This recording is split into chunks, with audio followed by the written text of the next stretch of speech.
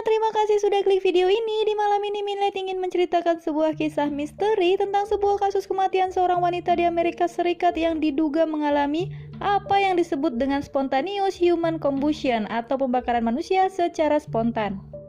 Buat kalian para pecandu rokok dan alkohol, tahukah kalian kalau ternyata perpaduan dua bahan tersebut dapat menyebabkan reaksi kimia di tubuh manusia dan dapat menyebabkan tubuh kita terbakar dengan sendirinya. Salah satu korban dari tragedi ini adalah Mary Reeser yang ditemukan tewas secara mengenaskan di dalam rumahnya. Penasaran dengan cerita lengkapnya? Yuk tonton video ini sampai habis. Mary Reeser lahir di Pennsylvania, Columbia, Amerika Serikat pada tanggal 8 Maret 1884. Ia menikah dengan Dr. Richard Reeser yang memiliki seorang putra yang juga bernama Richard. Setelah kematian suaminya, Mary pindah ke Florida agar bisa tinggal lebih dekat dengan putranya yang telah menikah dan tinggal di Florida bersama istri dan anak-anaknya. Mary Reeser bisa dikatakan hidup dalam kondisi berkecukupan, namun ia juga diketahui kecanduan minuman beralkohol dan obat-obatan. Nah, setelah kepindahannya dari Pennsylvania ke Florida, Bu Mary ini sering mengeluhkan cuaca di Florida yang sangat panas, berbeda dengan tempat tinggalnya dulu. Terlebih lagi, ia juga merupakan seorang pecandu rokok dan berasal dari Columbia. Tentu saja ia sering merasa tidak cocok dengan cuaca di Florida. Sehari sebelum kematiannya, Mary bercerita kepada putranya tentang kekhawatirannya mengenai perjalanannya kembali ke Pennsylvania. Mary memang telah merencanakan untuk kembali ke Pennsylvania dan ia merasa cemas akan keberangkatannya. Ironisnya adalah bahwa telegram yang mengantarkan penemuan jenazah Mary justru berasal dari temannya di Pennsylvania yang hendak mengabarinya bahwa perjalanan Mary telah diatur dan ia siap untuk pergi. Pada suatu pagi di bulan Juli tahun 1951, Tuan Tanah Pansy Carpenter menerima telegram yang ditujukan kepada salah satu penyewa di kompleks apartemennya di Tampa Bay. Ia kemudian pergi ke apartemen dengan membawa telegram dan mengetuk pintu salah satu unit yang ditinggali oleh Mary. Setelah beberapa kali mengetuk, ia tidak mendapatkan jawaban atau respon dari penghuni apartemen tersebut. Pansy kemudian memutuskan untuk membuka pintu, namun saat dia menyentuh kenop pintu, kenop itu terasa hangat. Pansy merasa ada yang tidak beres. Dia pun kembali ke apartemennya dan segera menelpon polisi. Ketika polisi tiba dan berhasil memasuki apartemen Mary Reeser yang saat itu berusia 67 tahun, mereka menyadari bahwa mereka sedang menghadapi kasus yang paling tidak dapat dijelaskan dalam hidup mereka. Mary Reeser bersama dengan kursi yang ia duduki telah terbakar menjadi abu, bahkan jika bukan karena sisa kaki kiri dari Mary, tengkorak, dan bagian tulang belakangnya, tidak akan ada yang tahu bahwa yang mereka lihat adalah sisa-sisa manusia. Mayat Mary hampir dikremasi secara keseluruhan. Namun tepat di samping kursinya yang tersisa ada setumpuk koran yang masih utuh. Selain itu, semua perabotan, karpet, dan dinding apartemen juga ditemukan utuh. Satu-satunya tanda kebakaran adalah beberapa perabotan plastik yang sudah lunak dan bercak hitam di langit-langit apartemen yang diduga disebabkan karena panas dan asap. Awalnya polisi memperkirakan bahwa Mary Reeser tewas karena terkena ledakan gas dari dapurnya atau terbakar api dari rokoknya. Seperti diketahui bahwa Mary Reeser adalah seorang pecandu rokok dan tidak bisa lepas dari rokoknya. Tetapi hal ini dirasa aneh, karena jika memang ia tewas terkena ledakan, seharusnya seisi ruangan apartemennya juga ikut terbakar. Hanya sudut ruangan di mana Mary duduk yang menunjukkan tanda-tanda kebakaran. Dan mereka yang memeriksanya melihat tengkorak Mary yang telah menyusut diakibatkan panas yang luar biasa yang seharusnya bisa membakar seluruh ruangan. Kepolisian Petersburg membutuhkan waktu 5 hari untuk mengaku kalah. Pada dasarnya Mary telah dikremasi dan diperkirakan membutuhkan suhu sekitar 3000 derajat. Namun anehnya, di dalam apartemen tersebut hampir tidak ada bukti adanya kebakaran. Selain itu, tidak ada orang di dalam gedung yang merasakan keanehan apapun selain Pansy yang mencium bau asap sekitar jam 5 pagi.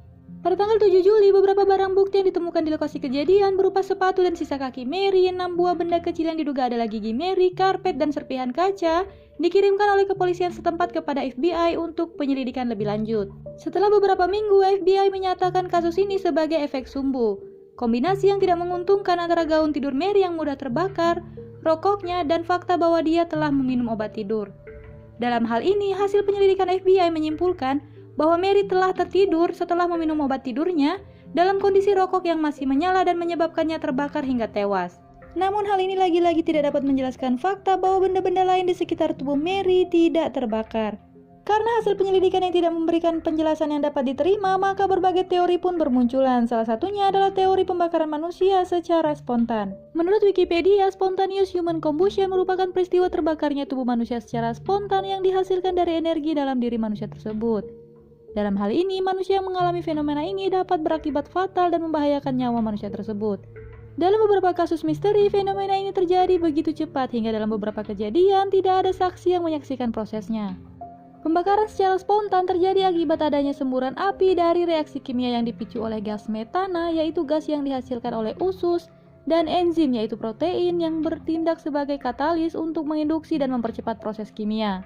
Dengan adanya reaksi tersebut, suatu objek dapat terbakar bahkan tanpa adanya sumber api eksternal. Terdapat beberapa fakta umum yang terkait dengan semua kasus spontaneous human combustion seperti yang dikutip oleh Castle of Spirit, yaitu diantaranya sebagai berikut. Fakta pertama yaitu sebanyak 80% korban spontaneous human combustion adalah kaum perempuan dan kebanyakan dari korban mengalami kelebihan berat badan atau pecandu alkohol. Tubuh korban akan sangat hangus tapi ruangan di sekitar mayat korban masih cukup utuh. Selain itu, tubuh korban akan menguning dan biasanya di sekitar korban timbul bau minyak busuk. Batang tubuh termasuk dada, perut, dan pinggul biasanya benar-benar terbakar, tapi bagian kaki atau pakaian bisa jadi masih utuh. Pembakaran hanya terjadi pada korban sendiri tanpa adanya teriakan atau jeritan yang pernah terdengar.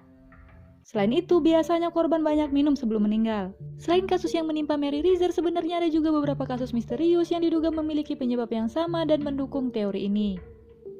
Di antaranya adalah kasus yang terjadi pada Mabel Andrews yang dikatakan tubuhnya tiba-tiba terbakar saat sedang berada di klub malam sekitar tahun 1938. Kasus serupa juga terjadi pada Jack Lerby yang diketahui sudah berusia 72 tahun yang ditemukan oleh suster rumah sakit dalam keadaan terbakar di kamar rumah sakit. Selain itu, ada juga kasus Billy Peterson yang ditemukan tewas di kursi mobilnya dengan kondisi sebagian tubuhnya telah terbakar.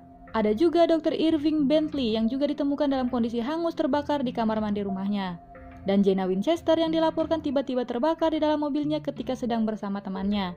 Jenna Winchester adalah satu-satunya korban selamat dari beberapa kasus serupa yang dilaporkan. Meskipun sudah banyak laporan mengenai kasus pembakaran secara spontan, nyatanya hingga saat ini belum ada penelitian yang dapat membuktikan hipotesis ini. Hal ini kembali menimbulkan kecurigaan baru di mana sebagian orang yang tidak mempercayai teori spontaneous human combustion ini mulai meyakini bahwa teori ini sejatinya hanyalah propaganda pemerintah terkait kebijakan larangan minuman beralkohol. Sebagaimana diketahui bahwa pemerintah Amerika Serikat pernah mengeluarkan kebijakan pelarangan produksi dan distribusi minuman beralkohol pada tahun 1919 yang dikenal dengan The Noble Experiment.